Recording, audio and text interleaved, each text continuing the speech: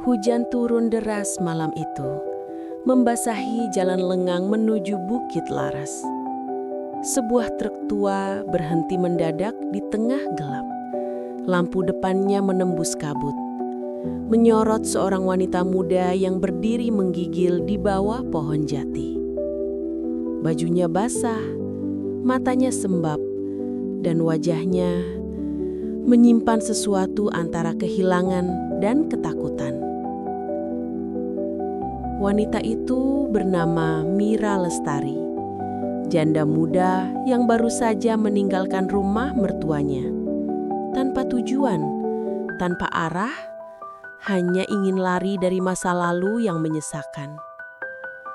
Dari balik kemudi, seorang pria menurunkan kaca jendela truknya. Malam-malam begini, bahaya sendirian di jalan, Bu. Mau saya antar? Pria itu bernama Damar, sopir truk pengantar logistik yang kebetulan menepi karena remnya bermasalah.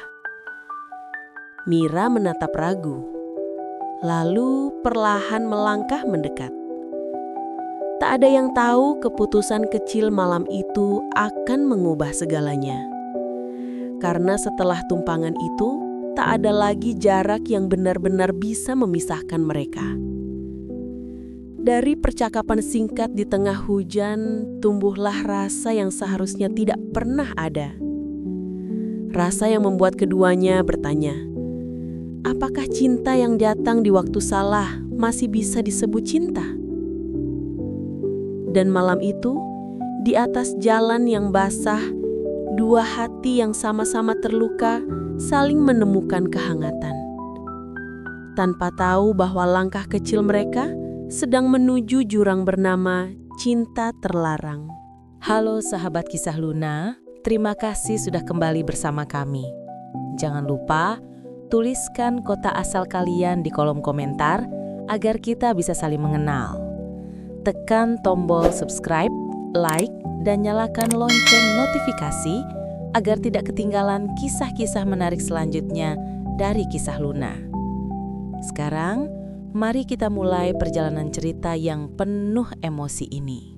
Malam itu, langit di atas Bukit Laras seperti menangis tanpa henti. Hujan deras mengguyur tanpa belas kasihan, menelan suara-suara malam, meninggalkan hanya desis air dan gemuruh petir di kejauhan. Jalanan tanah yang berliku menjadi licin, genangan air menutupi lubang-lubang, dan angin membawa aroma tanah basah yang menusuk hidung. Sebuah truk tua warna hijau zaitun menepi perlahan di pinggir jalan. Lampu depannya menembus kabut tipis, menerangi sosok seorang perempuan muda yang berdiri di bawah pohon jati besar. Tubuhnya gemetar, rambutnya menempel di pipi yang pucat. Gaun biru tuanya sudah basah kuyup, dan di tangannya tergenggam tas kecil yang tampak seperti satu-satunya harta yang ia bawa. Dari balik kemudi, seorang pria dengan wajah lelah menurunkan kaca jendela. Bu, malam begini bahaya berdiri sendirian di sini, katanya. Suaranya serak karena dingin dan terlalu lama di jalan. Wanita itu menoleh pelan. Matanya merah, entah karena tangis atau hujan. Aku hanya butuh tumpangan, jawabnya lirih, hampir tak terdengar di antara derasnya air. Pria itu menatap sejenak, lalu membuka pintu penumpang. Masuk saja, di luar dingin. Wanita itu ragu sesaat sebelum akhirnya melangkah naik. Truk itu perlahan kembali melaju, menembus kabut dan derasnya hujan. Di dalam kabin truk, aroma kopi hitam dan solar bercampur jadi satu. Suara mesin berdengung, sesekali diiringi bunyi wiper yang menyingkirkan air dari kaca depan. Mira duduk diam, memeluk tasnya erat-erat seolah di dalamnya ada seluruh sisa kehidupannya.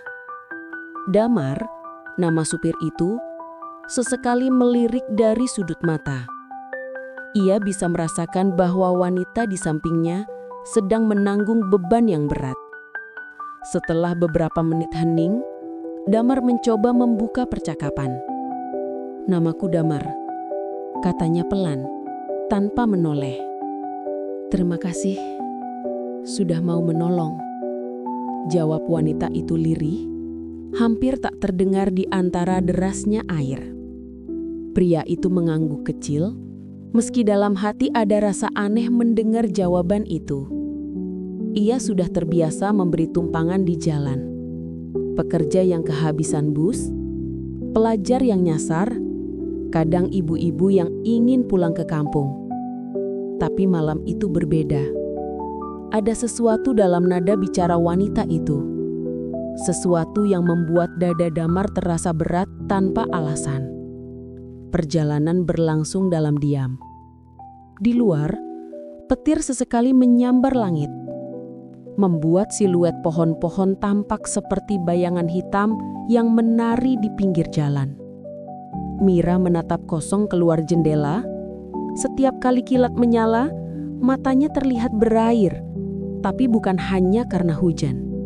Dalam benaknya, bayangan pertengkaran sore tadi masih terus berputar.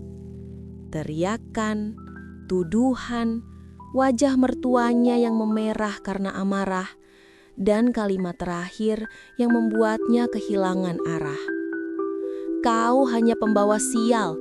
Sejak kau masuk ke keluarga ini, anakku mati dan kau masih berani hidup seenaknya." Kata-kata itu menampar lebih keras dari apapun. Ia tak sempat membawa banyak barang, hanya tas kecil berisi beberapa pakaian dan foto suaminya yang sudah meninggal setahun lalu. Malam itu, Mira pergi tanpa menoleh, berjalan menembus hujan tanpa tujuan, hanya ingin pergi sejauh mungkin dari semua kenangan yang menyakitkan. "Kalau boleh tahu, kau dari mana?" tanya Damar perlahan, mencoba memecah sunyi. "Dari rumah yang bukan lagi rumah," jawabnya datar. Damar tidak bertanya lagi. Ia paham, ada luka yang tak pantas disentuh. Ia hanya menyalakan radio kecil di dashboard, memutar lagu lawas. Suara lembut penyanyi perempuan menyanyikan bait tentang kehilangan dan waktu yang tak bisa diulang. Lagu itu membuat kabin truk terasa lebih hangat, tapi juga lebih sepi. Mira menatap keluar jendela dan tanpa sadar air matanya jatuh. Damar menoleh sekilas. "Kau baik-baik saja?" Ia menggeleng cepat, mencoba tersenyum tapi gagal. "Aku hanya lelah." Damar tidak mengatakan apapun lagi, tapi diam-diam ia memperlambat laju truk agar perjalanan itu tidak berakhir terlalu cepat. Setelah hampir 1 jam, hujan mulai mereda. Lampu kota kecil mulai terlihat di kejauhan. Damar menoleh perlahan. Di depan ada warung kopi. "Kalau kau mau istirahat sebentar." Ia hanya mengangguk. Truk berhenti di depan warung kecil di tepi jalan. Di dalamnya, lampu Petromax menggantung, menebar cahaya kekuningan. Beberapa pengemudi lain duduk menikmati kopi panas dan rokok, sementara radio tua di sudut ruangan memutar berita malam. Damar turun lebih dulu, memayungi Mira dengan jaket lusuhnya. "Kau duduk dulu di sana, aku pesan minuman." Mira menatapnya sejenak, tatapan yang aneh, seolah ingin mengucapkan sesuatu tapi tak tahu bagaimana. Ketika secangkir teh panas tiba di depannya, ia menatap uapnya lama. Rasanya sudah lama sekali sejak terakhir kali ada seseorang yang peduli padanya, bahkan sekadar membuatkan minuman hangat. Damar duduk di hadapannya. "Mungkin Aku bukan orang yang pandai bicara, tapi kadang diam juga bisa jadi cara untuk mendengar. Mira tersenyum samar. Dan kau sudah cukup banyak mendengarku malam ini. Malam semakin larut. Hujan tinggal rintik halus. Dari kejauhan, suara truk lain berderu lalu menghilang ke arah selatan. Mira mulai mengantuk. Badannya kelelahan setelah seharian menangis dan berjalan. Kalau kau tidak punya tujuan malam ini, aku bisa antar kau sampai terminal besok pagi. Di sana lebih aman. Mira menatapnya ragu. Kau tidak takut orang salah paham? Damar tersenyum tipis. Aku hidup di jalan, Bu. Orang selalu salah paham dengan yang tak mereka tahu. Kata-kata itu entah mengapa terasa menenangkan. Mira akhirnya mengangguk. Baiklah. Truk kembali melaju. Kali ini lebih tenang. Damar membuka jendela sedikit, membiarkan udara malam masuk. Di dashboard, jam menunjukkan pukul 2 dini hari.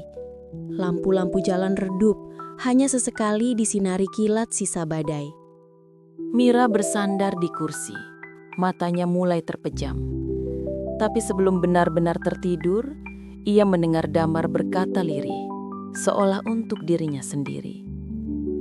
Kadang, orang asing bisa lebih jujur dari siapapun yang pernah kita kenal. Mira tidak menjawab. Tapi entah kenapa, kalimat itu melekat di kepalanya. Pagi tiba perlahan. Sinar matahari pertama menembus kabut tipis, memantul di kaca depan truk. Mira membuka mata perlahan dan melihat Damar masih fokus menyetir. Wajahnya lelah, tapi ada ketenangan di sana. Ketenangan yang jarang ia temui di orang-orang sekitarnya. Sudah pagi rupanya, katanya pelan. Ya, jawab Damar sambil tersenyum kecil. Kau tidur nyenyak juga akhirnya? Entahlah. Rasanya sudah lama aku tidak tidur dengan perasaan tenang. Mereka tiba di terminal kota Kencana Raya. Damar mematikan mesin dan berbalik. Di sini banyak penginapan murah. Kau bisa istirahat dulu. Mira mengangguk, tapi matanya tampak berat. Terima kasih untuk segalanya. Damar hanya mengangguk, mencoba menahan sesuatu di dadanya. Ia tak tahu kenapa. Tapi saat melihat Mira turun dari truk dan berjalan menjauh, ada rasa kosong yang aneh di hatinya. Seperti kehilangan seseorang yang baru saja ditemuinya. Ketika Mira menghilang di balik deretan kios terminal, Damar masih diam di tempat. Angin pagi membawa aroma kopi dan solar, sementara langit berubah jingga muda. Ia tahu jalanan memanggilnya lagi. Tapi entah mengapa, untuk pertama kalinya dalam bertahun-tahun, ia tak terburu-buru untuk pergi. Ia hanya duduk di balik kemudi, menatap jalan yang sama seperti semalam, dan bertanya dalam hati. Apakah semua pertemuan yang tak disengaja memang ditakdirkan? Atau hanya kebetulan yang ingin menguji hati? Damar tidak menemukan jawaban pagi itu. Namun yang pasti, pertemuannya dengan Mira bukanlah akhir, melainkan awal dari sesuatu yang tak akan pernah bisa ia lupakan. Sudah 3 hari berlalu sejak malam hujan itu. Namun, bagi Mira Lestari, waktu seolah berjalan lambat dan berat. Seperti jam tua yang jarumnya nyaris berhenti. Ia kini tinggal di sebuah kamar kecil di belakang warung makan Bunarti, di pinggiran terminal Kencana Raya.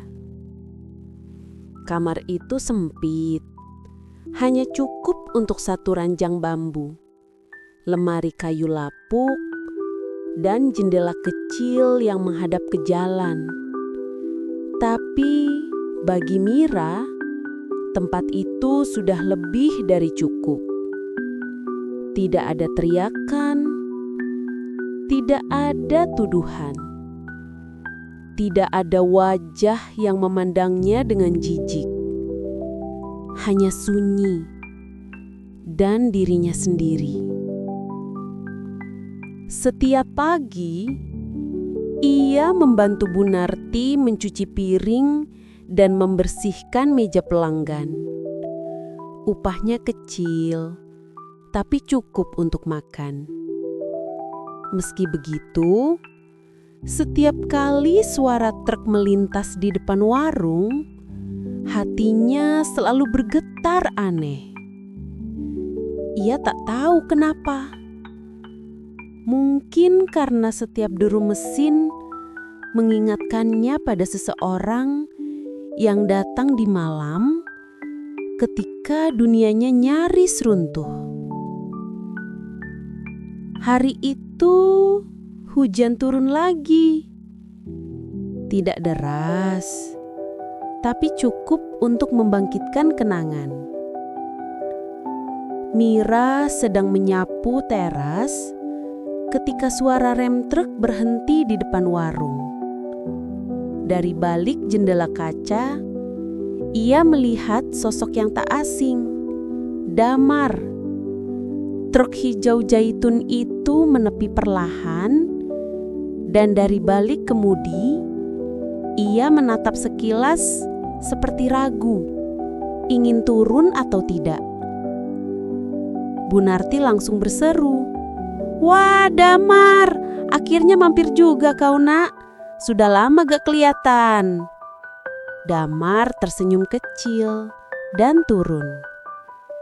Jaket coklat lusuhnya sudah basah, tapi wajahnya tetap sama. Tenang, sedikit lelah, namun ada aura hangat yang sulit dijelaskan. Matanya sempat mencari-cari ke arah belakang warung, dan ketika pandangannya bertemu dengan Mira, waktu seakan berhenti sejenak. "Mira," katanya pelan. Wanita itu menatapnya. Sempat ingin bicara, tapi lidahnya keluh. Ia tidak menyangka akan bertemu lagi secepat ini. Bu Narti yang tidak tahu apa-apa langsung menimpali. "Kalian sudah saling kenal rupanya?" Damar menjawab singkat. "Kami pernah satu truk waktu hujan minggu lalu." Nada suaranya tenang, tapi matanya menyimpan sesuatu. Seperti rasa lega yang disembunyikan di balik kesederhanaan. Mira hanya menunduk. "Terima kasih waktu itu. Aku belum sempat bilang." "Tidak perlu. Aku cuma kebetulan lewat." Tapi keduanya tahu itu bukan kebetulan. Ada sesuatu di antara mereka yang tak sempat diucapkan malam itu. Sesuatu yang menggantung di udara, seperti aroma hujan yang tertinggal di daun. Mereka duduk di meja dekat jendela. Bu Narti membawakan kopi hitam untuk Damar dan teh hangat untuk Mira. "Sudah lama di sini?" tanya Damar pelan sambil meniup uap kopinya. "Baru 3 hari, jawab Mira. "Aku bantu-bantu di warung, biar gak terlalu banyak mikir." Damar mengangguk. "Kadang kerjaan sederhana justru bikin hati tenang." Mira menatap keluar jendela. "Aku pikir setelah pergi dari rumah mertuaku, aku akan merasa bebas. Tapi ternyata tidak semudah itu. Bebas dari tempat, belum tentu bebas dari luka." Damar diam. Ia tahu kalimat itu bukan sekadar curahan perasaan. Itu jeritan seseorang yang kehilangan arah hidup. Setelah hening beberapa saat, Damar berkata, "Aku juga pernah berpikir begitu. Kadang kita pergi sejauh apapun, tapi luka tetap ikut. Dia seperti bayangan, selalu di belakang kita, diam-diam menunggu kita berhenti." Mira menatapnya. Matanya memantulkan cahaya lampu warung. Aku tidak tahu kenapa kau berkata begitu, tapi aku mengerti maksudnya. Hujan berhenti menjelang sore. Beberapa sopir truk mulai datang untuk makan, dan suasana warung jadi lebih ramai. Damar ikut membantu menurunkan peti barang dari bak truknya, lalu menepuk-nepuk tangannya yang kotor. Ketika semua pelanggan sudah pergi, hanya tinggal mereka berdua yang tersisa di warung. Mira membersihkan meja, sementara Damar duduk sambil memandangi sisa kopi di gelasnya. Malam itu, kata Damar tiba-tiba, aku sempat berpikir untuk tidak menurunkanmu di terminal. Aku ingin memastikan kau aman. Mira berhenti mengelap meja. Lalu kenapa tidak? Damar tersenyum kecil. Karena aku tahu setiap orang berhak menentukan titik berhentinya sendiri. Mira terdiam lama sebelum akhirnya menjawab pelan. Dan aku berhenti di sini bukan karena aku tahu kemana harus pergi, tapi karena aku sudah terlalu lelah untuk terus berlari. Kalimat itu menusuk. Damar hanya bisa menatapnya tanpa kata. Hari berganti minggu. Damar mulai sering singgah ke warung Bunarti. Kadang hanya untuk makan, kadang untuk memperbaiki truknya di bengkel seberang. Tapi setiap kali datang, pandangannya selalu mencari sosok yang sama. Mira. Bunarti bahkan sempat menggoda. Dam, kamu ini suka mampir terus? Jangan-jangan bukan karena kopi saya ya? Damar hanya tertawa. Kopi ibu paling enak di sepanjang jalur selatan. Tapi ketika Bunarti berbalik, matanya sempat menatap Mira dan tersenyum. Senyum kecil yang membuat pipi wanita itu memanas. Mira sendiri tidak mengerti apa yang ia rasakan. Ia tahu perasaannya pada Damar tidak seharusnya tumbuh. Ia hanya ingin menenangkan diri, bukan jatuh cinta pada seorang sopir truk yang baru ia kenal seminggu. Namun semakin ia mencoba menolak, semakin hatinya tertarik. Setiap kali truk hijau itu lewat di depan warung, jantungnya berdebar tanpa alasan. Dan setiap kali Damar pamit untuk berangkat kerja, Mira merasakan sepi yang tak bisa ia jelaskan. Suatu malam, Damar datang lebih larut dari biasanya. Wajahnya tampak letih, tapi matanya tetap hangat. Ia duduk di meja biasa, tapi malam itu tidak memesan apapun. "Ada apa?" tanya Mira pelan. Damar menghela napas panjang. Hari ini berat. Salah satu sopir di timku meninggal di jalan. Kecelakaan di tikungan Serayu. Mira tertegun. Dia masih muda, lanjut Damar. Punya istri dan 2 anak kecil. Aku sempat bicara dengannya pagi tadi. Dunia memang cepat berubah. Mira duduk di depannya, tak tahu harus berkata apa. Hening panjang menggantung di antara mereka, hanya suara hujan rintik di atap warung menemani. Lalu Mira berkata, "Aku juga kehilangan seseorang, suamiku. Setahun lalu." Damar menatapnya dengan mata sendu. Kecelakaan kerja di tambang. Aku masih ingat hari itu. Semua orang datang melayat, tapi yang paling menyakitkan justru setelah mereka pergi. Saat kau dibiarkan sendiri dengan semua kenangan. Suaranya bergetar. Aku pikir aku sudah kuat, tapi setiap kali aku ingat wajahnya, rasanya seperti luka lama terbuka lagi. Damar menggenggam gelasnya lebih erat. Aku tahu rasanya kehilangan. Kau? Tanya Mira.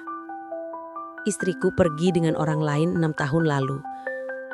Aku tidak menahannya, tapi semenjak itu, aku belajar bahwa tidak semua yang kita cintai harus tetap tinggal. Kadang, kehilangan adalah bentuk lain dari penyelamatan. Mira memandangi wajah Damar lama. Ada ketenangan yang aneh dalam kalimatnya. Bukan karena ia sudah sembuh, tapi karena ia sudah berdamai dengan luka itu. Seiring berjalannya waktu, mereka mulai terbiasa dengan kehadiran satu sama lain. Kadang Damar datang pagi-pagi membawa roti dari kota seberang atau sekedar menambal ban di depan warung sambil bercerita hal-hal kecil. Kadang Mira menyiapkan kopi lebih awal karena entah mengapa ia tahu Damar akan datang. Namun di balik semua kebersamaan sederhana itu, terselip rasa takut yang pelan-pelan tumbuh di dada Mira. Ia takut merasa bahagia lagi. Takut karena setiap kebahagiaan yang datang padanya selalu diikuti kehilangan. Suatu sore, saat Damar hendak berangkat, Mira berkata pelan, "Dam, jangan terlalu sering datang ke sini." "Kenapa?" "Orang di sekitar sini suka bicara. Aku tidak mau mereka salah paham." Damar menatapnya dalam diam. "Dan kalau mereka bicara?" Mira menghela napas. "Aku sudah cukup jadi bahan omongan orang. Aku tidak mau melibatkanmu." Damar tidak menjawab. Ia hanya menatap langit jingga, lalu berkata lirih, "Kadang, orang yang paling kita jaga, justru yang paling tidak ingin kita lepaskan." Setelah itu, ia pergi, meninggalkan Mira dengan dada sesak dan pikiran yang berantakan. Malamnya, Mira tak bisa tidur. Ia menatap jendela, mendengar suara hujan pelan menetes di atap seng. Di luar sana, truk-truk lewat satu persatu. Dan setiap kali terdengar klakson panjang, ia merasa seolah mendengar suara Damar memanggil dari kejauhan. Ia sadar, ia merindukan sesuatu yang belum pernah benar-benar dimilikinya. Dan di antara suara hujan yang pelan dan cahaya lampu jalan yang remang-remang, Mira akhirnya menangis, bukan karena sedih, tapi karena untuk pertama kali yang lama, hatinya mulai berani merasa lagi. Sudah hampir sebulan sejak Damar dan Mira pertama kali bertemu di tengah hujan itu. Musim hujan belum juga berakhir, tapi bagi keduanya, waktu terasa berjalan dalam irama yang aneh. Pelan, lembut, tapi penuh getar tak terucap. Mira kini mulai terbiasa melihat truk hijau zaitun berhenti di depan warung. Kadang hanya beberapa jam, kadang sampai malam. Awalnya Damar hanya mampir untuk makan, lalu membantu mengangkat karung beras, memperbaiki genteng bocor, atau sekadar duduk diam di kursi kayu sambil menyeruput kopi hitam. Namun tanpa sadar, kehadirannya mulai menjadi bagian dari hari-hari Mira. Suatu pagi, udara terasa lebih dingin dari biasanya. Mira sedang menyapu halaman belakang ketika suara mesin truk terdengar dari kejauhan. Ia spontan menoleh ke jalan dan menemukan Damar melambatkan kendaraan, membuka kaca, dan melambaikan tangan. "Mira, kau sempat sarapan?" "Belum," jawab Mira dari jauh sambil tersenyum tipis. "Naik, aku tahu tempat sarapan enak di seberang jembatan tua." Ia sempat ragu, tapi mata Damar terlalu tulus untuk ditolak. Akhirnya dengan hati-hati ia naik ke truk itu, duduk di kursi samping yang kini terasa begitu familiar. Bau solar, wangi kopi, dan suara radio butut semua berpadu jadi aroma pagi yang entah kenapa terasa menenangkan. Mereka melaju pelan menyusuri jalan berliku yang dikelilingi sawah basah. Kabut masih menggantung dan sinar matahari menembusnya tipis-tipis, seperti cahaya harapan yang malu-malu. "Kau tidak takut orang melihat kita berdua?" tanya Mira tiba-tiba. Damar tersenyum, matanya tetap ke depan. "Orang boleh lihat apa saja, yang penting kita tahu niat kita tidak salah. Kau selalu punya jawaban yang tenang untuk hal-hal yang rumit. Mungkin karena aku sudah lelah berdebat dengan hidup," jawabnya pelan. Mira tertawa kecil. Suara tawanya pelan tapi jujur, seperti seseorang yang baru belajar tersenyum lagi setelah sekian lama. Warung kecil di seberang jembatan itu sederhana, tapi pemandangannya indah. Dari sana, mereka bisa melihat sungai mengalir dengan tenang. Damar memesan 2 mangkuk soto dan teh panas. Saat makan, Mira sempat memandangi tangan Damar yang kasar, penuh bekas luka dan minyak mesin. Ia bertanya dalam hati, bagaimana seseorang yang hidupnya keras bisa memiliki pandangan selembut itu? "Damar," katanya pelan, "kau selalu terlihat kuat. Tapi aku yakin di balik itu ada luka yang belum sembuh." Damar menatapnya, lalu tersenyum. Mungkin benar, tapi ada yang bilang luka tidak harus disembuhkan. Kadang cukup diterima agar kita bisa berjalan lagi. Mira menunduk. Kata-kata itu entah kenapa membuat dadanya hangat, tapi juga perih. Beberapa hari kemudian, Damar datang lagi. Tapi kali ini bukan hanya mampir. Ia memarkir truk di depan warung dan memanggil Mira. "Aku mau ke desa Tanjung Sari, antar barang ke gudang. Mau ikut? Sekalian lihat pemandangan." "Aku? Untuk apa?" "Untuk keluar sebentar dari sini. Katamu udara terminal membuatmu sesak." Mira terdiam. Ia menatap langit yang abu-abu. Entah kenapa, setiap kali Damar berbicara, selalu ada nada yang membuatnya sulit menolak. Dan akhirnya, ia mengangguk pelan. Perjalanan menuju Tanjung Sari memakan waktu 2 jam. Truk melintasi jalan yang berbatu, melewati jembatan kayu dan deretan pohon kelapa di kiri kanan. Mira duduk diam, memandangi pemandangan yang terus berganti. "Aku dulu sering lewat sini bersama suamiku. Kami ingin buka warung kecil di dekat sungai itu. Tapi rencana tinggal rencana." Damar menatap sekilas. "Mungkin bukan rencanamu yang gagal, hanya waktunya belum tepat. Kau selalu bilang semuanya tentang waktu. Karena memang itu jawabannya. Waktu yang membuat orang berubah dan waktu juga yang menyembuhkan." Mira tersenyum samar. "Kalau waktu menyembuhkan, kenapa rasanya aku masih di tempat yang sama?" Damar menjawab pelan. "Karena mungkin kau belum benar-benar memaafkan dirimu sendiri." Kalimat itu seperti pisau kecil yang menyentuh luka lama. Mira menunduk, matanya berkaca.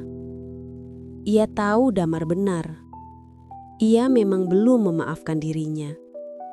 Karena di hatinya masih ada rasa bersalah yang belum hilang sejak kematian suaminya. Ia masih menyalahkan diri karena saat itu mereka bertengkar sebelum sang suami pergi bekerja.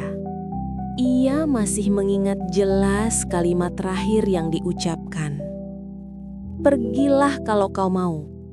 Aku lelah dengan hidup seperti ini." Dan beberapa jam kemudian, kabar buruk datang. Kecelakaan di tambang. Dan semuanya berakhir. Mira menggenggam ujung rok, berusaha menahan air mata. Damar yang melihatnya diam-diam menepikan truk di pinggir jalan. Ia tidak berkata apa-apa, hanya membiarkan Mira menatap keluar jendela sambil menenangkan diri. Setelah beberapa lama, ia berkata pelan, "Kadang orang yang sudah pergi tidak ingin kita terus menangisi mereka. Mereka ingin kita hidup dengan tenang, bukan tenggelam dalam penyesalan." Mira menoleh perlahan. "Kau berbicara seolah tahu apa yang dia inginkan." Damar tersenyum lembut. "Karena aku juga pernah kehilangan seseorang. Dan aku tahu kalau aku bisa bicara pada dia yang sudah pergi, aku hanya ingin bilang, aku masih hidup dan aku masih mencoba." Mira menatap wajahnya lama. Ada sesuatu di mata pria itu, ketulusan tanpa pamrih. Dan di saat itu, tanpa sadar, ia merasa sedikit lebih ringan. Hari itu menjadi awal dari kebiasaan baru. Setiap kali Damar punya rute antar barang, ia sering mengajak Mira ikut. Bukan karena butuh teman, tapi karena kehadirannya membuat perjalanan terasa lebih bermakna. Mira pun jarang menolak. Ia merasa aman di dekat Damar. Dan entah sejak kapan, tumpangan itu mulai menjadi sesuatu yang ia nantikan. Kadang mereka berbicara banyak, kadang hanya dia menikmati jalan. Tapi diam mereka bukan canggung, justru tenang, seperti dua jiwa yang sudah saling mengerti tanpa banyak kata.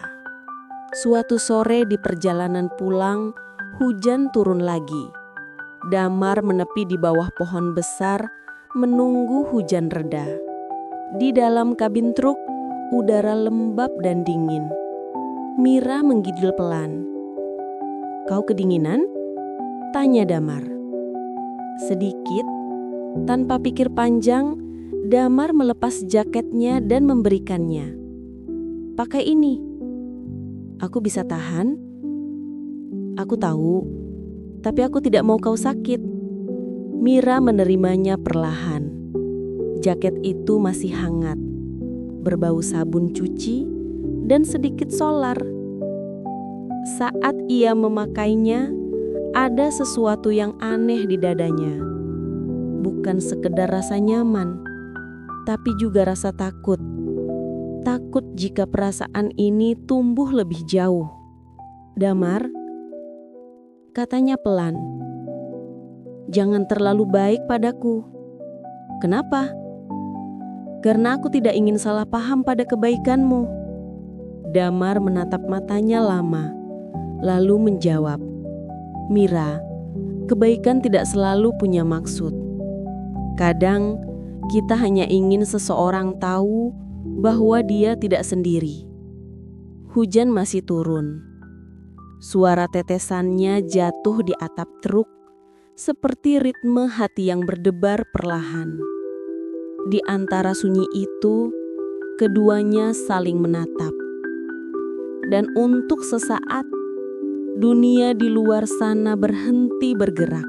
Setelah hujan reda, mereka kembali melaju. Namun, keheningan di antara mereka kini berbeda. Ada sesuatu yang berubah. Halus, tapi nyata. Mira mulai menyadari bahwa dirinya takut jika Damar berhenti datang. Dan Damar, meski tak pernah berkata, mulai mengatur rutenya agar bisa lebih sering melewati terminal Kencana Raya. Beberapa hari kemudian, kabar mulai beredar di sekitar warung. Orang-orang mulai berbisik tentang Mira dan sopir truk yang sering bersamanya. Bu Narti sempat menegur halus. "Mira, orang di sekitar sini memang suka bicara, tapi jangan terlalu ambil hati. Yang penting kau tahu siapa dirimu." Mira hanya mengangguk. Tapi dalam hati ia mulai gelisah. Ia tidak ingin merusak nama baiknya, tapi juga tidak sanggup berpura-pura bahwa Damar bukan bagian penting dari hidupnya. Suatu malam, Damar datang lebih larut dari biasanya. Ia tampak gelisah. "Besok, aku harus berangkat jauh. Mungkin beberapa minggu," katanya. Mira menatapnya terkejut. "Kemana?" "Keluar pulau. Ada proyek pengiriman besar. Setelah itu, entah kapan bisa kesini lagi." Mira diam. Dadanya sesak. Ia ingin bilang sesuatu, tapi suaranya tercekat. Aku akan kangen melihat truk mulai lewat," katanya akhirnya, berusaha tersenyum. "Dan aku akan kangen melihatmu menyapu halaman sambil menatap jalan," jawab Damar lembut. Mira menunduk, tak kuasa menatap matanya. Hujan kembali turun malam itu. Rintik, pelan, tapi membawa rasa berat di dada. Sebelum pergi, Damar menatapnya lama. "Jaga diri, Mira. Dunia tidak selalu lembut, tapi kau harus tetap kuat." "Kau juga," balas Mira pelan. "Jangan terlalu nekat di jalan." Mereka berpisah malam itu tanpa pelukan, tanpa janji. Namun di hati masing-masing ada sesuatu yang belum diucapkan. Sesuatu yang mereka berdua tahu.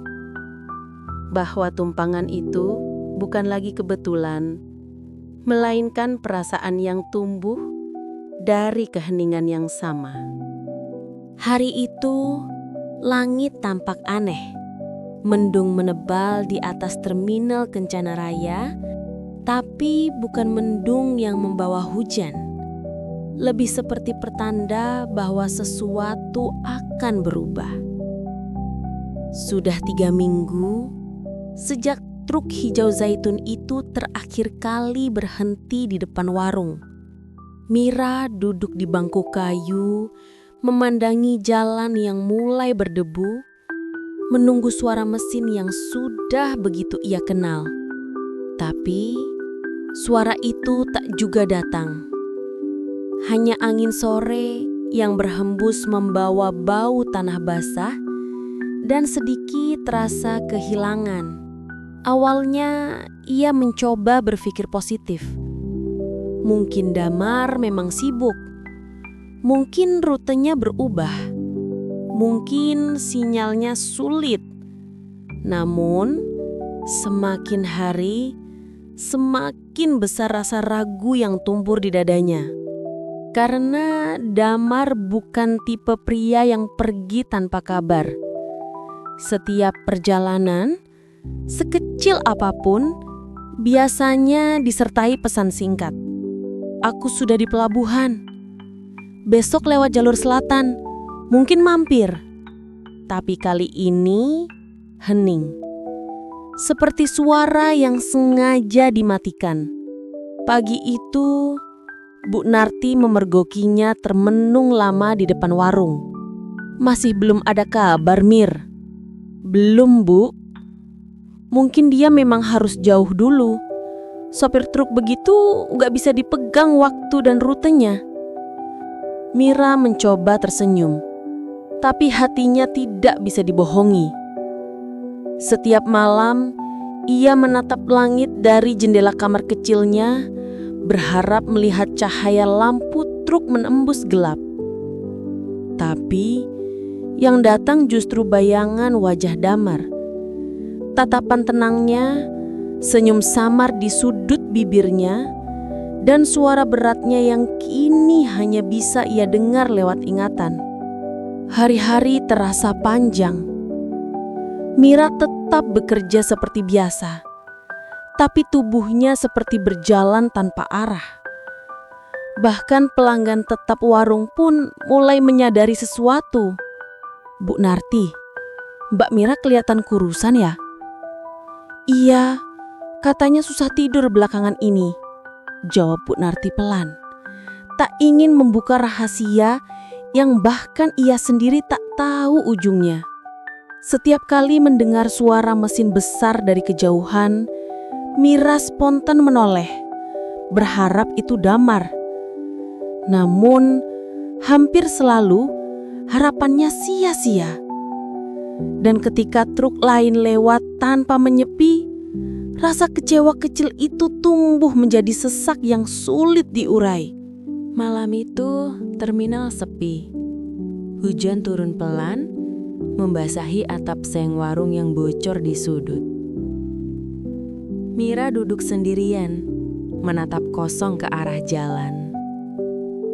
Dalam genggamannya, ada selembar foto buram. Foto yang Damar tinggalkan tanpa sengaja di atas meja beberapa minggu lalu. Dalam foto itu, tampak seorang anak kecil laki-laki memegang layang-layang, berdiri di samping Damar muda. Tulisan di belakang foto itu samar. Untuk Arka, semoga ayah bisa pulang cepat. Mira terdiam lama. Ia tidak pernah tahu bahwa Damar punya anak. Ia hanya tahu bahwa istrinya telah pergi. Tapi soal anak tidak pernah disebutkan. Tiba-tiba semuanya terasa asing. Bahkan sosok Damar yang selama ini ia kira sudah ia pahami. Damar, siapa sebenarnya kamu? Bisiknya lirih. Keesokan harinya Mira memberanikan diri pergi ke bengkel Santosa, tempat Damar sering menambal ban dan memperbaiki truknya. Ia ingin memastikan kabar. Pemilik bengkel, Pak Santosa, seorang pria berperut gendut dengan tangan penuh minyak, tampak terkejut melihatnya datang. "Mbak Mira, lama gak kelihatan. Damar belum balik ya?" "Itu dia, Pak. Saya justru mau tanya. Katanya dia kirim barang keluar pulau." "Iya, ke Kalimantan. Tapi sudah seminggu lewat dari jadwal seharusnya. Belum ada kabar juga. Biasanya dia telat paling 2 hari. Mira merasakan dadanya berdenyut aneh. "Maksudnya? Belum kembali sama sekali?" "Belum, tapi jangan panik dulu. Kadang kapal logistiknya tertahan badai. Aku dengar di pelabuhan sempat ada cuaca buruk." Mira mengangguk, tapi wajahnya jelas menunjukkan kekhawatiran. Dalam perjalanan pulang, pikirannya terus berputar. Gambaran Damar di tengah laut, terjebak badai di mana, entah di mana, membuat napasnya sesak. Malam berikutnya, ia kembali tidak bisa tidur. Di meja kecil di kamarnya, ia menulis surat yang tak pernah dikirim. "Damar, kalau kau membaca ini, aku ingin kau tahu, aku tidak marah, hanya takut. Takut kehilangan seseorang yang belum sempat aku ucapkan selamat tinggal. Aku tidak tahu apa perasaan ini pantas. Tapi sejak malam hujan itu, hidupku tak lagi sama. Kau datang membawa tenang, lalu pergi meninggalkan sepi yang jauh lebih sunyi dari sebelumnya." Surat itu ia lipat. Ia simpan di bawah bantal seperti doa yang tak tahu harus dikirim kemana. Beberapa hari kemudian, kabar datang dari pelabuhan. Seorang supir truk yang baru pulang mengatakan bahwa salah satu kapal logistik sempat karam di tengah laut. Beberapa supir selamat, tapi sebagian belum ditemukan. Nama Damar Pratama disebut di antara yang masih dalam pencarian. Mira terdiam lama setelah mendengar kabar itu.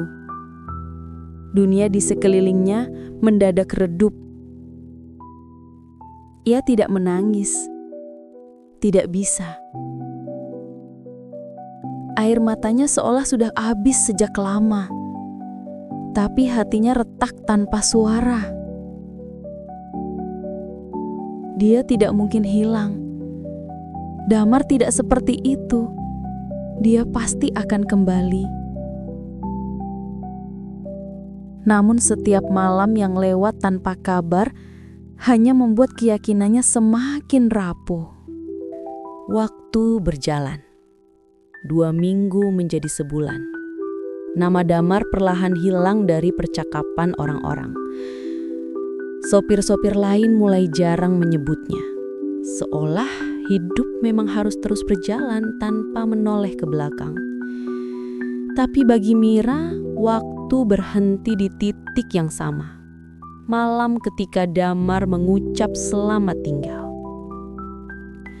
Warung menjadi lebih sepi. Setiap kali pelanggan bertanya tentang kopi favorit Damar, Mira hanya tersenyum datar. Ia masih menyimpan cangkir bekasnya. Belum pernah dicuci sejak malam terakhir pria itu mampir. Bagi orang lain mungkin aneh, tapi bagi Mira itu satu-satunya yang tersisa. Suatu malam, saat sedang membereskan warung, Mira mendengar seseorang memanggil dari luar. "Permisi, ini warung Bu Narti." Suara itu dalam, tapi bukan suara Damar. Ketika ia keluar, ia mendapati seorang anak muda berdiri di depan, membawa tas kecil dan tampak kebingungan. "Iya, betul. Ada yang bisa saya bantu?" "Saya mencari seseorang. Namanya Damar Pratama. Katanya sering mampir ke sini." Mira terpaku. "Kamu siapa?" "Saya Arka," jawab pemuda itu lirih. "Anaknya." Hening. Suara jangkrik di kejauhan terdengar lebih keras dari biasanya. Mira tak bisa berkata apa-apa, hanya menatap pemuda itu yang kini menunduk sopan. "Ayah saya belum pulang sejak 3 bulan lalu. Saya cuma mau tahu, apa ibu tahu dia terakhir di mana?" Mira menelan ludah, mencoba menahan air mata. "Dia bilang akan ke Kalimantan. Setelah itu tak ada kabar." Arka mengangguk pelan. "Saya tahu. Dan sekarang saya hanya ingin menemukan dia, apapun keadaannya." Selama beberapa hari berikutnya, Arka tinggal di rumah kecil Bu Narti. Ia dan Mira sering berbicara, mengenang sosok Damar dari 2 sisi yang berbeda. Mira dengan kenangan barunya, Arka dengan masa kecilnya.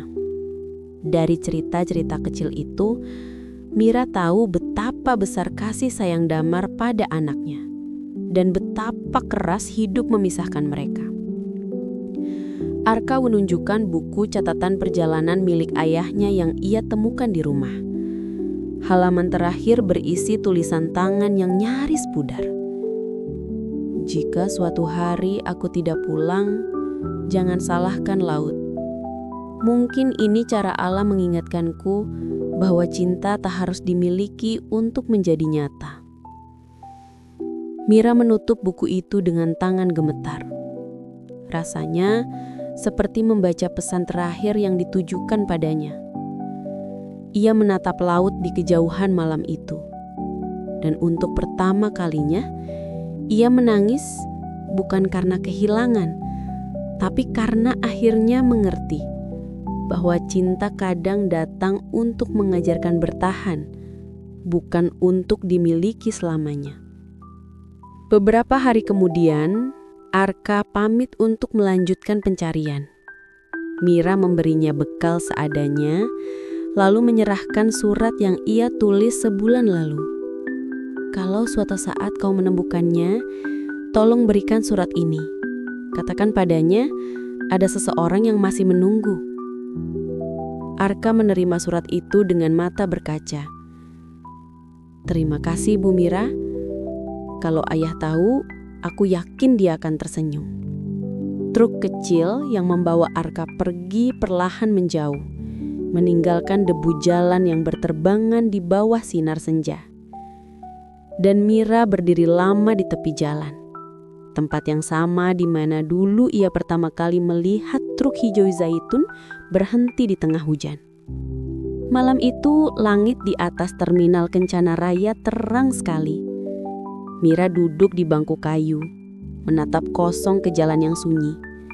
Namun entah kenapa, di sela desiran angin, ia seolah mendengar suara klakson yang familiar, panjang, berat, tapi hangat.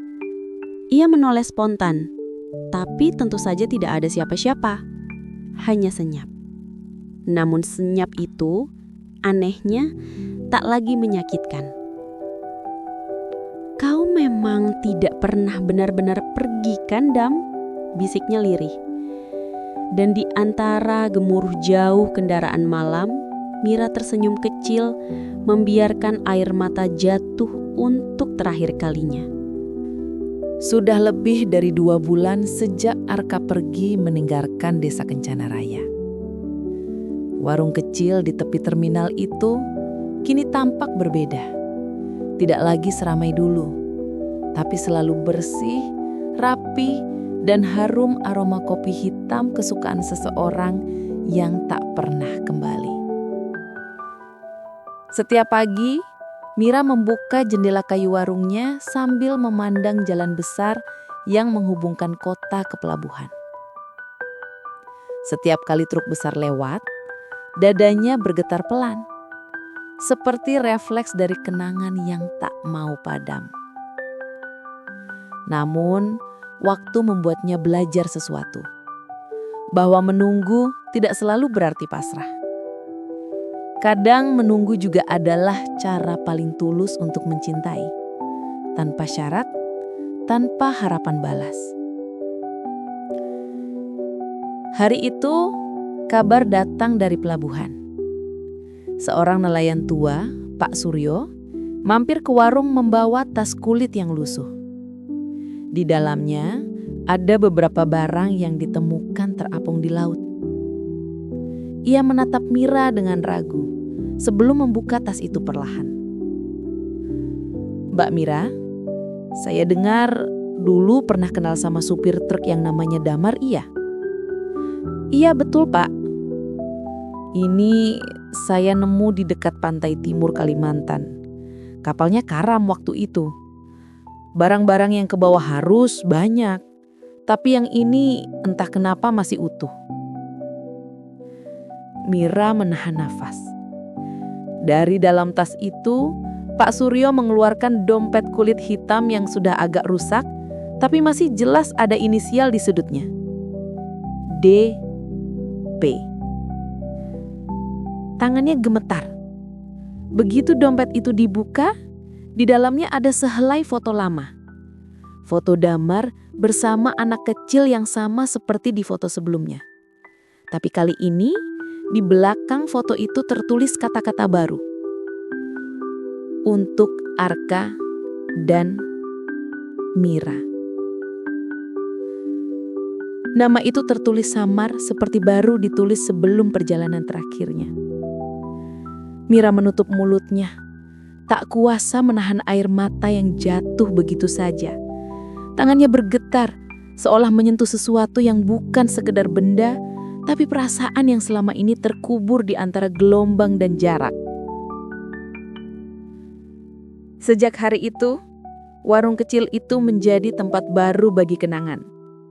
Setiap pagi, orang-orang datang bukan hanya untuk membeli kopi, tapi juga untuk mendengar cerita tentang Damar, supur truk yang menghilang tapi meninggalkan cinta yang abadi.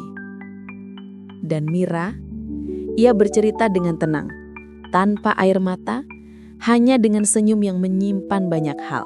Namun di dalam dirinya, Rasa penasaran belum padam. Bagaimana dompet itu bisa muncul di laut setelah sekian lama? Apakah itu berarti Damar benar-benar tenggelam? Atau seseorang sengaja meninggalkannya agar ditemukan? Sore itu, angin laut bertiup lebih kencang dari biasanya. Langit memerah di ufuk barat ketika sebuah truk berwarna biru tua berhenti di depan warung. Mira yang sedang menyiapkan kopi hampir menjatuhkan cangkir ketika melihatnya. Seorang pria turun dari truk, tubuhnya tinggi, berkulit legam, dengan luka panjang di pelipisnya. Ia menatap warung itu lama sebelum melangkah masuk. "Permisi, ini warungnya Bu Mira?" "Iya, saya sendiri," jawab Mira pelan. Suaranya bergetar. "Saya dulu satu kapal dengan Damar." Dunia seolah berhenti sejenak. "Damar?" "Iya, kami berangkat bareng. Tapi saat kapal diterjang badai, dia menolong saya keluar dulu. Dia bilang, kalau aku nggak bisa naik lagi, bilang sama Mira, aku pulang dengan cara lain." Mira menatap lelaki itu tak percaya. "Jadi dia tenggelam?" "Saya nggak tahu pasti. Waktu terakhir dia masih di dek bawah. Tapi setelah kapal karam, nggak ada yang lihat dia lagi." Pria itu mengeluarkan sesuatu dari saku bajunya. Sebuah kalung besi kecil dengan lionting berbentuk roda truk. "Ini milik dia. Saya janji bakal nerahin kalau selamat." Mira menggenggam kalung itu erat-erat. Air matanya jatuh tanpa suara, menetes di punggung tangan yang dingin. Hatinya sesak, tapi di sela tangis itu ada rasa damai aneh. Seolah kabar itu bukan tentang kehilangan, tapi kepulangan dalam bentuk lain. Beberapa hari kemudian, Mira menulis sesuatu di buku catatannya. Semacam surat, tapi bukan untuk dikirim. Lebih seperti percakapan dengan seseorang yang masih ia rasakan meski tak lagi terlihat. "Damar, aku akhirnya mengerti. Mungkin laut memang tak ingin memisahkan kita, hanya ingin mengajarkanku tentang arti melepaskan. Kau pergi bukan karena tak cinta, tapi karena ingin memastikan aku bisa berdiri sendiri. Dan kau benar, aku bisa. Tapi tetap saja, setiap kali angin laut berhembus, aku tahu di sana ada suaramu yang memanggil namaku perlahan." Ia menutup buku itu, menyimpannya di bawah meja, bersama cangkir yang tak pernah ia cuci sejak malam terakhir Damar datang. Beberapa minggu berlalu. Suatu pagi, seorang tukang pos datang membawa amplop berwarna coklat dengan cap dari pelabuhan Samarinda. Nama pengirimnya membuat Mira hampir menjatuhkan nampan di tangannya. Pengirim? Arka Pratama. Tangannya gemetar saat membuka surat itu. Di dalamnya ada tulisan tangan rapi dan foto yang membuat dadanya berhenti berdetak sejenak. Foto itu memperlihatkan Arka berdiri di depan sebuah makam sederhana di tepi laut dengan nisan bertuliskan Damar Pratama 1985-2024. Ia pergi bersama ombak, tapi namanya tetap pulang dalam doa. Surat itu berbunyi, "Bu Mira, akhirnya saya menemukannya. Bukan jasadnya, tapi tempat dia disemayamkan oleh para nelayan yang menolong kami. Mereka bilang jenazah tanpa nama ditemukan 3 hari setelah badai reda. Dan di saku bajunya ada foto saya dan ibu. Saya tahu hanya satu orang yang menyimpannya. Terima kasih sudah membuat ayah saya bahagia di hari-hari terakhirnya. Saya akan terus bawa truknya berkeliling, seperti ayah dulu. Dan kalau nanti truk itu lewat depan warung, saya harap ibu mau menyapa. seperti dulu ibu menyapa ayah. Karena dengan begitu, ayah akan tahu ia sudah pulang. Mira menutup surat itu sambil menatap laut yang kini tenang. Langit sore berwarna oranye lembut dan di kejauhan suara truk terdengar pelan, seperti gema masa lalu yang kembali untuk berpamitan. Malam itu, Mira menyalakan satu lilin kecil di depan warung. Ia meletakkan dompet damar, kalung, dan foto mereka di atas meja. Di dinding, ia tempelkan kertas bertuliskan, "Cinta tidak mati, hanya berganti bentuk." Dan entah kenapa, angin malam yang bertiup membawa aroma asin laut bercampur kopi hitam. Suara klakson pelan terdengar dari kejauhan. 1, 2 kali, Mira tersenyum.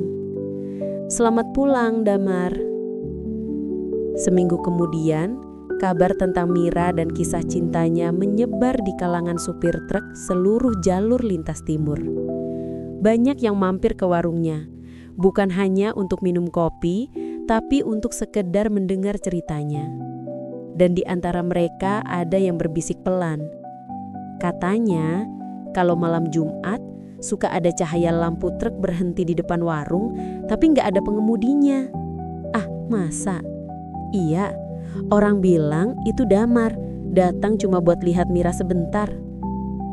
Mira hanya tersenyum setiap kali mendengar kisah itu.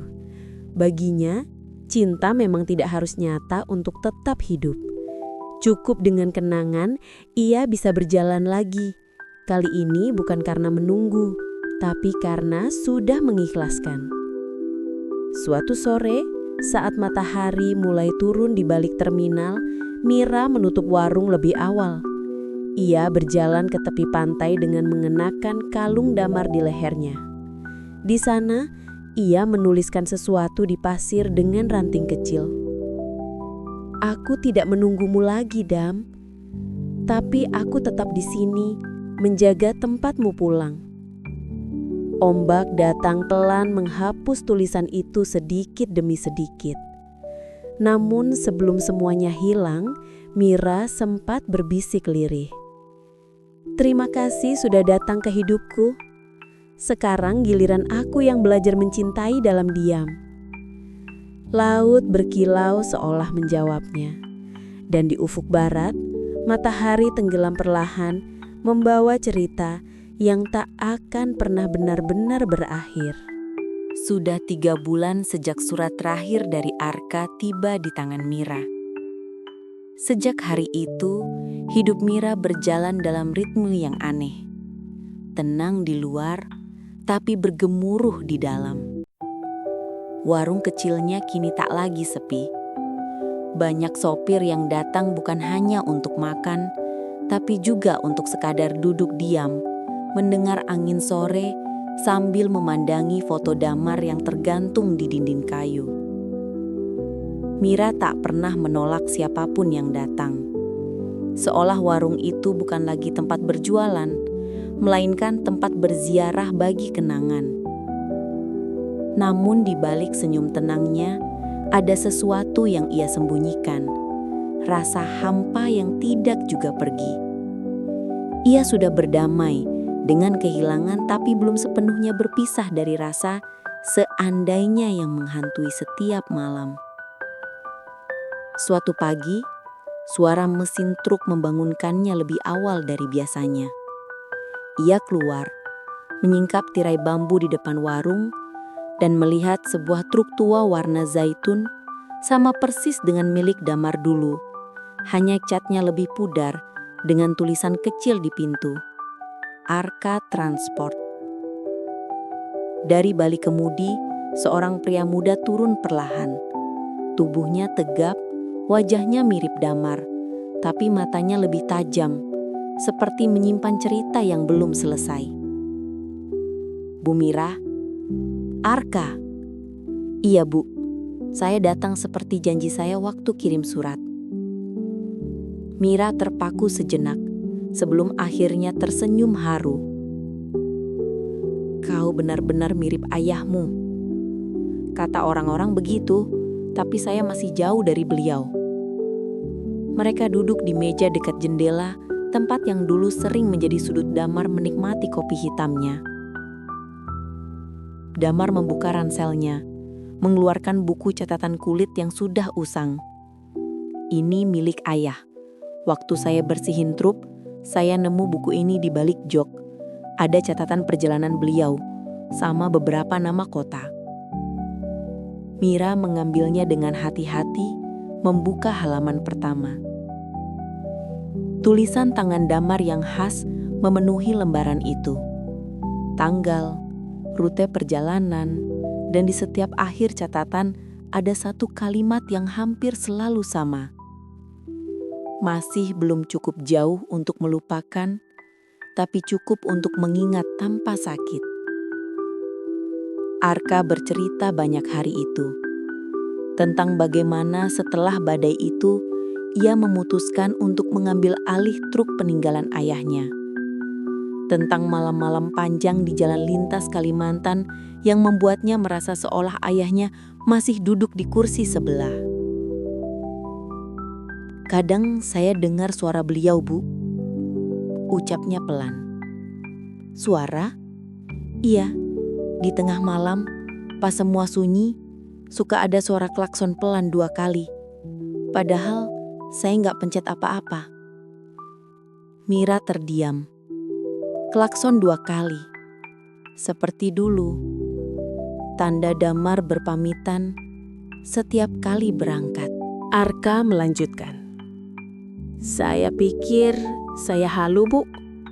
Tapi makin lama saya percaya beliau belum benar-benar pergi. Kadang cinta memang tidak pergi, Arka, sahut Mira lembut. Dia cuma berganti bentuk dan menunggu kita menemukan artinya. Beberapa hari berlalu. Arka memutuskan menetap sementara di Desa Kencana Raya. Ia membantu Mira memperbaiki bagian belakang warung yang mulai lapuk, mengecat ulang papan nama yang sudah pudar, dan bahkan memasang rak baru untuk menaruh foto-foto lama sopir yang pernah singgah. Namun, sesuatu mulai mengusik pikirannya. Saat membersihkan ruang kecil di belakang warung, ia menemukan amplop berwarna biru tua yang disembunyikan di balik papan dinding. Tulisan di depannya sudah kabur, tapi masih bisa dibaca samar. Untuk Mira, jika aku tak sempat pulang. Tangannya bergetar. Ia tahu tulisan itu. Itu tulisan ayahnya. Arka menatap amplop itu lama. Sebelum memutuskan menyerahkannya langsung kepada Mira malam itu juga. Sore berganti malam, hujan turun pelan. Mengingatkan Mira pada malam pertama kali ia bertemu Damar di jalan yang sama bertahun-tahun lalu. Ketika Arka datang membawa amplop itu, wajahnya basah bukan hanya karena hujan, tapi juga karena sesuatu yang lebih berat dari sekadar air. Bu, ini saya nemu di belakang warung. Dari mana? Tersembunyi di balik papan. Saya rasa ayah sengaja nyimpennya di sana. Mira membuka amplop itu perlahan. Di dalamnya ada selembar surat dan sebuah foto. Foto itu menunjukkan Damar di pelabuhan memegang setangkai bunga liar di tangan dengan senyum yang hangat tapi matanya tampak sendu. Ia membaca surat itu pelan, suaranya bergetar. Mira, kalau kau membaca ini, berarti aku tak sempat menepati janji untuk pulang. Aku tidak menyesal mencintaimu, meski dunia tidak memberi kita kesempatan untuk bersama. Aku ingin kau tahu, aku berangkat bukan karena ingin pergi, tapi karena ingin menuntaskan sesuatu yang dulu aku sembunyikan. Aku pernah punya keluarga di Kalimantan. Istri, anak, dan utang yang belum lunas. Bukan uang, tapi penyesalan. Aku meninggalkan mereka tanpa pamit. Dan aku tahu, hidup tak akan tenang sebelum aku kembali. Tapi kalau aku gagal, tolong sampaikan pada anakku bahwa ayahnya mencintainya dengan cara yang terlambat. Dan pada dirimu, Mira, jangan menunggu aku. Karena mungkin cinta kita hanya cukup untuk dunia ini, bukan untuk seberangnya. Damar. Surat itu bergetar di tangan Mira. Air matanya jatuh, tapi bukan karena kecewa. Lebih karena rasa lega yang pahit. Kebenaran akhirnya datang, meski membawa luka baru. Arka menunduk lama. Suaranya hampir tak terdengar. Jadi, ayah memang ninggalin keluarga sebelumnya? Iya, Nak. Tapi bukan karena tak sayang. Kadang, orang pergi justru karena terlalu mencintai, tapi tak tahu cara yang benar untuk bertahan. Arka menatap langit-langit warung. Matanya berkaca-kaca. Saya pikir selama ini, beliau cuma sopir sederhana. Ternyata, beliau manusia biasa yang banyak salah, tapi juga banyak cinta. Mira mengangguk pelan. Dan mungkin itu yang membuatnya begitu istimewa. 2 titik. Hari-hari berikutnya, Arka membantu Mira menulis ulang kisah Damar di buku harian warung. Mereka mencatat rute-rute yang pernah dilalui, nama kota yang pernah disinggahi, dan menambahkan kisah kecil di setiap halaman. Tentang supir yang berhenti untuk memberi tumpangan, tentang hujan pertama, tentang kopi yang selalu terasa pahit tapi hangat di ujung bibir.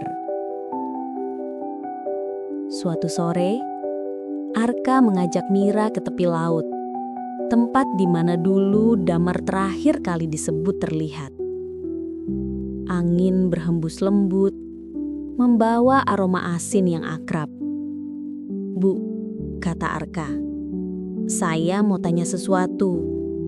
Waktu ayah masih hidup, apa beliau pernah bilang, apa yang bikin ibu tetap bertahan?" Dia bilang, Mira tersenyum samar. Karena setiap perjalanan punya titik berhenti, tapi tidak semua orang berani berhenti di tempat yang membuatnya tenang. Arka menatap ombak lama. "Saya rasa ayah berhenti di sini." "Ya," sahut Mira pelan. "Dan mungkin kau datang untuk memulai perjalanan yang beliau tinggalkan." Beberapa minggu kemudian, Arka pamit. Truknya sudah siap jalan lagi. Kali ini bukan hanya untuk mengantarkan barang, tapi untuk menuntaskan satu misi. Menelusuri semua kota yang ada di buku catatan ayahnya. "Saya mau cari orang-orang yang pernah bantu ayah dulu. Mau tahu seperti apa kisah beliau sebelum saya lahir." Mira menatapnya dengan mata berkaca. "Kau tahu, Arka, cinta ayahmu padamu tidak selesai waktu dia pergi. Sekarang, mungkin lewatmu, cinta itu akhirnya bisa sampai ke tujuan." Arka tersenyum. "Kalau begitu, izinkan saya membawa sedikit kenangan dari sini." Ia menatap rak warung, lalu mengambil cangkir kopi hitam kesukaan Damar. "Biar saya taruh di dashboard truk, supaya ayah tahu saya nggak jalan sendirian." Mira mengangguk pelan. "Bawa juga doa, Nak. Karena perjalanan tanpa doa cuma jalan tanpa arah. Malam itu, truk Arka menyala di depan warung. Lampunya menyorot lembut papan nama warung Mira, yang kini tampak baru. Tapi di bawahnya ada tambahan tulisan kecil. Setiap perjalanan punya cerita. Ini salah satunya. Arka menekan klakson 2 kali, seperti kebiasaan ayahnya. Mira berdiri di teras warung, tersenyum dengan mata basah. "Selamat jalan, Arka," katanya pelan. "Biar ayahmu lihat dari langit bahwa kau melanjutkan langkahnya dengan hati yang bersih." Dan ketika truk itu perlahan menjauh, cahaya lampunya memantul di genangan air hujan, menciptakan bayangan seolah ada 2 kendaraan yang berjalan berdampingan. Satu nyata, satu bayangan, satu anak, satu ayah. 2 jiwa, satu arah. Sejak malam itu, setiap truk besar melintas di depan warungnya, Mira selalu berhenti sejenak. Kadang ia merasa, di antara deru mesin dan debu jalan, masih ada suara yang dulu ia kenal. Memanggil namanya dengan lembut, lalu pergi lagi, menyisakan aroma kopi hitam dan kenangan yang tak pernah benar-benar hilang. Karena cinta, kalau tulus, tak akan hilang di ujung jalan. Ia hanya berubah bentuk, menjadi angin, menjadi perjalanan, menjadi cerita yang tak akan pernah selesai. Pagi itu, Bukit Laras kembali diselimuti kabut tebal. Burung-burung enggan berkicau, seakan tahu ada sesuatu yang tak beres di antara 2 manusia yang sebelumnya tampak begitu dekat. Damar duduk di teras rumahnya, memandangi langit abu-abu yang tak kunjung menurunkan hujan. Matanya kosong, pikirannya penuh suara. Bukan dari luar, tapi dari dalam dirinya sendiri. Suara yang terus mengulang nama itu, Mira.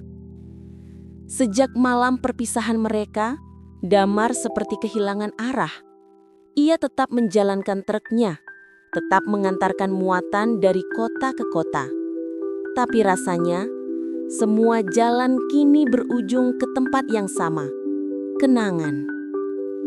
Sementara di rumah sewa kecil di ujung jalan pasar, Mira berusaha menghapus jejak.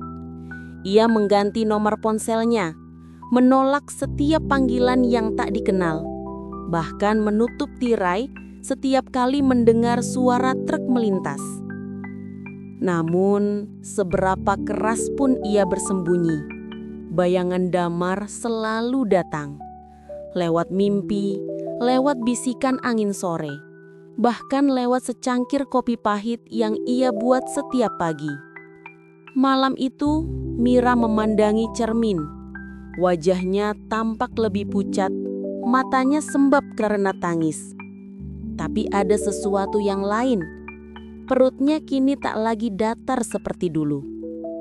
Ia menatap dirinya sendiri lama sekali, lalu berbisik lirih.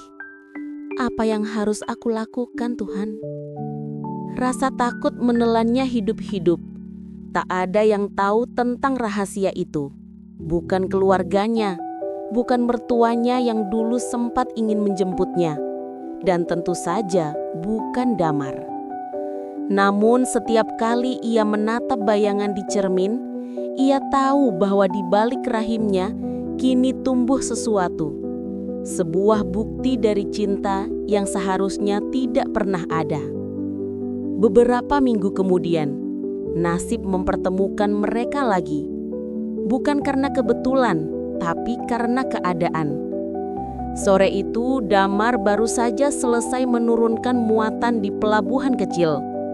Ia berhenti di warung kopi dekat terminal truk. Saat hendak memesan, Pandangannya terpaku pada sosok wanita di ujung meja.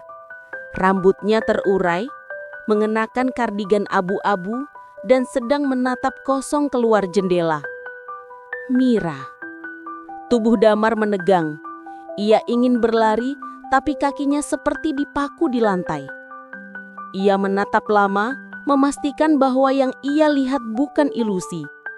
Dan ketika wanita itu perlahan menoleh, mata mereka bertemu. Sesaat yang terasa seperti selamanya. Waktu berhenti. Damar bangkit, melangkah perlahan. Mira. Suara itu membuat Mira terlonjak kecil. Ia menunduk, mencoba menghindar. Tapi air matanya sudah jatuh sebelum sempat bicara. Aku nggak mau kau lihat aku seperti ini, Mar. Kenapa? Apa yang terjadi? Aku sudah berusaha melupakan semuanya, tapi ternyata Tuhan belum selesai dengan kita. Damar menatapnya bingung, sebelum pandangannya tertuju pada tangan Mira yang tanpa sadar memegang perutnya. Ia tertegun. Dunia seakan berhenti berputar. Mira, kau... Mira tak menjawab. Ia hanya menunduk, air matanya jatuh satu persatu. Aku nggak minta kau tanggung jawab, Mar. Aku cuma pengen kau tahu kalau cinta itu ternyata meninggalkan jejak, bahkan setelah semua berakhir. Damar menatapnya, tak tahu harus berkata apa. Dalam kepalanya 1000 suara berteriak. Rasa bersalah, ketakutan, harapan, dan cinta yang belum sempat padam. Ia ingin memeluk Mira, tapi langkahnya terhenti ketika seorang pria berseragam masuk ke warung. Pria itu menatap Mira, lalu menghampiri. Sayang, udah lama nunggu? Maaf ya, tadi rapatnya molor. Mira tersentak. Damar terpaku. Pria itu, Ardi, adalah pengusaha ekspedisi yang sering menggunakan jasa Damar. Oh, ini supir truk yang biasa kirim barangku kan? Kata Ardi sambil tersenyum ramah. Iya, jawab Mira pelan, hampir tak terdengar. Damar menunduk. Rasanya seperti ditusuk dari dalam. Ia baru sadar hidup memang suka berputar aneh, kadang terlalu kejam untuk disebut takdir. Setelah pertemuan singkat itu, Damar tak lagi tenang. Ia tahu Mira sedang memikul beban berat, dan entah kenapa ia yakin Ardi bukanlah sosok yang bisa membuat wanita itu bahagia. Malamnya, ia memutuskan mendatangi rumah kontrakan Mira, tapi yang ia temukan hanyalah pintu terbuka, lampu padam, dan suara tangisan samar dari dalam kamar. Ia melangkah pelan, lalu melihat Mira duduk di lantai sambil memegang surat. Aku nggak kuat, Mar. Aku nggak kuat hidup begini. Maksudmu apa? Ardi, dia tahu semuanya. Tentang kita. Tentang anak ini. Damar tertegun. Dia ngelakuin apa? Dia marah. Dia bilang aku mempermalukan dia. Dia ngancem akan kirim orang buat urus kau kalau aku nggak nurut. Damar meraih bahu Mira, menatapnya dalam. Kau ikut aku sekarang, malam ini juga. Kita pergi jauh dari sini. Mira menatapnya, bimbang. Tapi sebelum sempat menjawab, terdengar suara mobil berhenti di luar. Lampu depan menyorot masuk lewat jendela. Mira menutup mulutnya menahan teriakan. Itu dia, Mar. Damar mematikan lampu dan menarik Mira ke belakang rumah. Mereka keluar lewat pintu dapur, menyelinap di antara semak. Di luar, 2 pria turun dari mobil, mengetuk pintu, lalu menendangnya dengan keras. Mira, aku tahu kau di dalam. Keluar sekarang juga. Suara Ardi menggema di antara hujan rintik yang mulai turun. Damar menggenggam tangan Mira erat-erat. "Percaya sama aku gak akan biarkan mereka sentuh kau." Mereka berlari menembus hujan menuju jalan kecil yang mengarah ke hutan bambu di belakang desa. Damar tahu jalur itu, dulu sering ia lewati saat mengantar muatan malam. Di belakang mereka, suara langkah kaki mengejar, disertai teriakan marah dan cahaya senter yang berayun-ayun. Hujan semakin deras. Jalan becek dan licin membuat Mira hampir terjatuh. Damar menahannya, lalu menariknya lagi. Sampai akhirnya mereka tiba di tepian sungai, airnya berarus deras. "Kita gak bisa lewat sini, Mar," seru Mira. "Harus, cuma ini satu-satunya jalan." Ardi dan anak buahnya sudah makin dekat. Damar menatap Mira, lalu berbisik, "Kau harus percaya padaku." Ia memeluk Mira erat-erat, menuntunnya menyeberangi sungai dengan arus deras di tengah hujan dan kegelapan malam. Air menelan suara mereka, hanya isak dan napas berat yang tersisa. Dan di detik itulah, di tengah badai, di antara takut dan cinta, Damar sadar, kadang Tuhan mempertemukan dua jiwa bukan untuk bersama, tapi untuk saling menyelamatkan sekali saja sebelum semuanya terlambat. Di seberang sungai, mereka akhirnya berhenti, basah kuyup dan gemetar. Mira menatap Damar, wajahnya pucat namun matanya penuh air mata hangat. "Kalau ini harus berakhir malam ini, aku rela. Asalkan kau tahu, aku gak pernah menyesal." Damar menggenggam wajahnya, ingin berkata hal yang sama. Tapi sebelum sempat, suara sirena terdengar dari kejauhan. Polisi datang, entah atas laporan siapa. Ardi dan orang-orangnya bersembunyi di balik truk di tepi sungai. Namun yang terjadi setelahnya menjadi misteri. Yang jelas, pagi berikutnya warga Bukit Laras menemukan satu truk terbalik di tepi sungai dan jejak dua orang yang hilang entah kemana. Sebagian bilang mereka kabur keluar kota. Sebagian lain percaya malam itu mereka tenggelam bersama rahasia yang tak akan pernah terungkap. Kabut pagi menutupi Bukit Laras seperti tirai duka. Sungai yang semalam mengamuk kini tampak tenang, seolah tak pernah menelan apapun. Tapi di tepiannya, tanah masih lembek, penuh jejak langkah yang berakhir di air. Warga ramai berkerumun. Ada yang bilang semalam terdengar teriakan dari arah sungai. Ada pula yang mengaku melihat lampu mobil menyala di tengah hujan. Namun ketika pagi tiba, hanya satu yang tersisa. Truk logistik milik Damar terguling di pinggir sungai dengan pintu terbuka dan kaca pecah.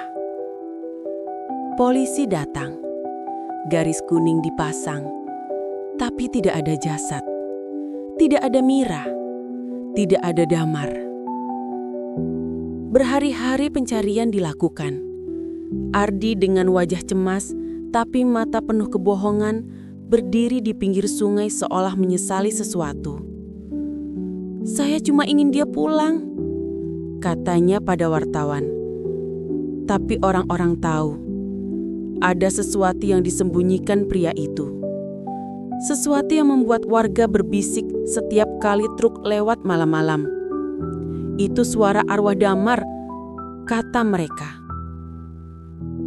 3 bulan berlalu. Musim hujan berakhir, sungai kembali jernih. Tapi cerita tentang sopir truk yang hilang bersama janda muda masih menjadi buah bibir di warung kopi desa. Hingga suatu sore, di kota kecil bernama Sagara Timur, seorang perempuan datang ke puskesmas membawa bayi yang baru lahir. Wajahnya pucat, matanya sembab, tapi ada senyum tipis di sudut bibirnya. Ia menulis nama di formulir pendaftaran. Mira Lestari. Petugas menatapnya dengan bingung. "Nama ayahnya, Bu?" Mira menatap keluar jendela ke langit senja yang berwarna keemasan. Ia menulis perlahan, huruf demi huruf, lalu tersenyum getir. "Damar Saputra." Petugas itu menatapnya heran. "Suaminya?" Mira tak menjawab. Ia hanya menggeleng pelan. Di luar, suara truk besar melintas, membuat jendela bergetar. Mira memejamkan mata sejenak, hatinya berdebar, seperti baru saja mendengar suara seseorang yang dulu pernah ia cintai. Beberapa hari kemudian, Mira memutuskan pindah ke pinggir kota, ke sebuah rumah kecil di dekat ladang tebu. Hidupnya sederhana, tapi hatinya tenang. Setiap malam ia menidurkan bayinya sambil menyanyikan lagu lembut yang dulu sering dinyanyikan Damar di perjalanan. Jangan takut pada gelap, di sanalah bintang paling terang. Namun, ketenangan itu tak berlangsung lama. Suatu malam, seseorang mengetuk pintu. Pelan tapi pasti, 3 kali. Tok, tok, tok. Mira menatap ke arah pintu. Jantungnya berdegup kencang. Ia menatap jam dinding. Pukul 2 dini hari. Siapa? Suaranya bergetar. Tak ada jawaban. Hanya suara hujan rintik di luar. Ia melangkah perlahan, membuka pintu setengah, dan hampir menjatuhkan lampu minyak dari tangannya. Di depan pintu berdiri seorang pria, basah kuyup, dengan luka di pelipis dan mata yang tak asing. "Damar, kau hidup?" Damar tersenyum samar. "Kalau ini mimpi, biarlah aku tak pernah bangun lagi." Mira memeluknya tanpa suara. Air matanya tumpah di dada lelaki itu. Hujan turun makin deras, tapi tak ada yang peduli. Di malam sunyi itu, 2 jiwa yang pernah terpisah oleh badai akhirnya saling menemukan kembali. Namun kenyataan tak seindah harapan. Setelah Damar pulih, ia mulai menceritakan apa yang terjadi malam itu di tepi sungai. Bagaimana ia dan Mira terseret arus. Bagaimana ia berhasil menyelamatkan Mira dengan menahannya di tepi batu besar. Tapi ketika mencoba naik, arus kuat menariknya. Ia mengira akan mati, sampai seseorang menolongnya. Seorang lelaki tua nelayan menemukan tubuhnya tersangkut di akar pohon, separuh sadar. Saat bangun, ia sudah berada di rumah nelayan itu di seberang sungai. Namun ketika kembali ke lokasi, Mira sudah tak ada. Ia mencari berhari-hari, tapi hanya menemukan berita janda muda hilang bersama supir truk. Sejak saat itu, Damar hidup seperti hantu. Hingga akhirnya ia mendengar kabar dari supir lain bahwa seseorang mirip Mira terlihat di Sagara Timur. Dan malam itu ia nekat datang, mengikuti intuisi. Hari-hari berikutnya terasa seperti keajaiban kecil. Damar mulai bekerja di bengkel truk setempat. Mira menjahit pakaian bayi. Mereka hidup sederhana, menyembunyikan masa lalu, hanya ingin menjadi keluarga biasa. Namun takdir, seperti biasa, tak mau membiarkan kebahagiaan mereka terlalu lama.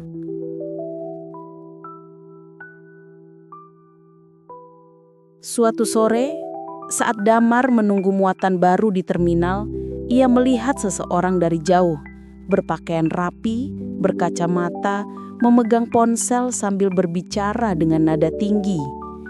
Ardi. Darah Damar berdesir. Ia bersembunyi di balik truk, mengawasi. Ardi tampak menunjukkan foto di ponselnya pada seseorang. Dari kejauhan, Damar sempat melihat wajah bayi di foto itu. "Cari perempuan ini. Namanya Mira. Aku tahu dia masih hidup." Damar menahan napas. Dunia tiba-tiba kembali mencekik. Ia tahu, jika Ardi menemukan mereka, semuanya akan berakhir. Malamnya, Damar pulang tergesa. Ia meminta Mira berkemas. "Kita harus pergi malam ini juga." "Kenapa lagi, Mar? Aku capek terus lari." "Dia tahu kau masih hidup. Ardi gak akan berhenti sampai kau kembali ke dia." Mira terdiam. Ia menatap bayinya yang sedang tertidur. "Kalau terus kabur, anak kita akan tumbuh tanpa arah. Aku gak mau dia hidup dalam ketakutan." Suasana hening. Hanya suara jangkrik dan detak jam di dinding. Lalu Damar menarik napas panjang. "Kalau begitu, aku yang akan hadapi dia." 2 hari kemudian, sebuah berita menghebohkan kota kecil itu. Seorang pengusaha ekspedisi, Ardi Pratama, ditemukan tewas di gudang dekat pelabuhan. Polisi menemukan jejak perkelahian, tapi tak ada saksi yang melihat kejadian. Di lokasi kejadian, satu-satunya benda yang tertinggal hanyalah gantungan kunci berbentuk roda truk berinisial DS. Nama Damar kembali disebut-sebut. Polisi datang ke rumahnya, tapi Damar tak ditemukan dimanapun. Yang ada hanya Mira, menangis sambil memeluk bayinya, tak tahu apakah harus takut atau berduka. Beberapa minggu berlalu. Kabar tentang Damar perlahan hilang. Ada yang bilang dia kabur ke Kalimantan. Ada yang bilang dia menyerahkan diri diam-diam. Tapi Mira tahu, kebenaran tak sesederhana itu. Suatu malam, saat ia duduk di beranda menatap langit, tiba-tiba angin bertiup kencang membawa suara samar yang seolah datang dari jauh. "Jangan takut pada gelap. Di sanalah bintang paling terang." Mira tersenyum sambil menatap bayi di gendongannya. Dengar itu, Nak. Itu suara ayahmu." Ia menatap langit lama sekali, dan di antara gugusan bintang, seolah ia melihat sosok Damar sedang tersenyum dari kejauhan, bukan dalam duka, tapi dalam damai. Beberapa tahun kemudian, anak kecil berumur 5 tahun berlari di halaman sekolah dasar Sagara Timur. Di lehernya tergantung gantungan kunci berbentuk roda truk berinisial DS. Setiap kali ditanya siapa itu, bocah itu akan menjawab polos, "Itu ayahku, dia sopir truk paling hebat di dunia." Dan di rumah sederhana di tepi ladang, Mira duduk di depan jendela menatap matahari senja yang perlahan tenggelam. Ia sudah tak menangis lagi. Luka masa lalu kini tinggal kenangan yang membentuk kekuatannya. Ia tahu, cinta sejati tak selalu harus dimiliki. Kadang, cinta yang paling murni adalah yang berani melepaskan dengan hati yang tulus dan kenangan yang abadi. Senja kembali menutup langit Bukit Laras dengan warna jingga yang temaram. Di bawah cahaya lembut itu, Mira menatap anak kecil yang tengah bermain di halaman. Angin berhembus pelan, membawa aroma tanah, dan entah kenapa juga membawa kenangan. Kenangan tentang seorang pria sederhana yang datang di malam hujan, yang mengajarinya arti keberanian, dan mencintainya tanpa pernah meminta apapun sebagai balasan. Mira tersenyum meski matanya basah. Hidup memang tak selalu memberi kita akhir yang kita harapkan. Kadang, orang yang kita temui hanya dikirim Tuhan bukan untuk tinggal, tapi untuk mengubah kita, menjadikan kita lebih kuat, lebih berani, dan lebih tahu apa itu cinta yang sesungguhnya. Cinta yang tak menuntut memiliki, tapi tetap setia mendoakan, bahkan ketika jarak sudah tak bisa dijembatani. Dan di langit senja itu, Mira tahu, Damar mungkin sudah tak di dunia yang sama, tapi cintanya tak pernah benar-benar pergi. Ia hidup di setiap hembusan angin, di setiap tawa kecil anaknya, dan di setiap doa yang terucap pelan sebelum malam tiba. Kadang cinta bukan tentang akhir yang bahagia, tapi tentang perjalanan yang membuat kita tumbuh. Cinta sejati bukan selalu bersama di dunia, tapi bersama dalam kenangan yang tak lekang waktu.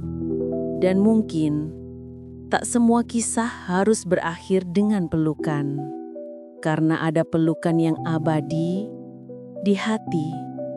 Terima kasih telah mengikuti kisah ini sampai akhir. Jika cerita ini menyentuh hatimu, tuliskan kota asalmu di kolom komentar, dan jangan lupa tekan like, subscribe, serta bagikan video ini, agar kisah seperti ini bisa terus hidup, bukan hanya di layar, tapi juga di hati kita semua. Sampai jumpa di video berikutnya, di Kisah Luna, tempat di mana cinta dan takdir saling berbisik dalam cerita.